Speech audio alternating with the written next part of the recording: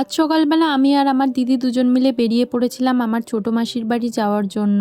মা সকালবেলা আগেই চলে গেছিল, আমি আর দিদি একটু বেলায় গেছিলাম। গিয়ে দেখি সবাই চলে এসেছে আর গল্প করতে করতে চলছে একদম রান্নার তোড়জোড়। আর আজ রান্না হচ্ছিল ভাত, 5 রকম ভাজা, ডাল, মাছের কালিয়া, মাটন, চিকেন আর চাটনি পাঁপড়। তারপরে আমার দিদি এখানে বসে পড়েছিল সবকিছু দিয়ে মুড়ি মাখতে, আর আমরাও বসে পড়েছিলাম সেটা খেতে। জমি আড্ডা দিতে দিতে মুড়ি খাচ্ছিলাম। আর এই বাচ্চাগুলো আমার মাসির বাড়িতেই হয়েছে। এই ছোট্ট ছোট্ট বাচ্চাগুলোকে একটু আদর করে চলে গেছিলাম নিচে আমার বঞ্জি বোনপোর সাথে লুডো খেলতে। আর এখানে লুডো খেলা হচ্ছিল কম আর কাটাকুটি নিয়ে ঝগড়া হচ্ছিল বেশি। এসব করতে করতেই দুপুর হয়ে গেছিল। আর আমার দিদি এখানে থালা সাজাচ্ছিল, কারণ আজ আমার মাসির ছেলে মানে আমার দাদার জন্মদিনও ছিল। তাই ওকে প্রথমে সাজিয়ে খেতে দিয়ে আমরাও তারপরে বসে পড়েছিলাম সবাই মিলে খেতে। আর আজকে এত কিছু রান্না হওয়া সত্ত্বেও আমি শুধু চিকেনই খাচ্ছিলাম, কারণ আর সেরকম কিছু আমার ভালো লাগে না। তারপর দুপুরবেলা সবার খাওয়া দাওয়া হয়ে যাওয়ার পরে কিছুক্ষণ রেস্ট নিয়ে আমরা বিকালবেলা একটা ছোট্ট করে কেক কাটিং করেছিলাম। দেন কিছুক্ষণ পরেই সবাই বেরিয়ে পড়েছিলাম এক এক করে বাড়ি ফেরার জন্য।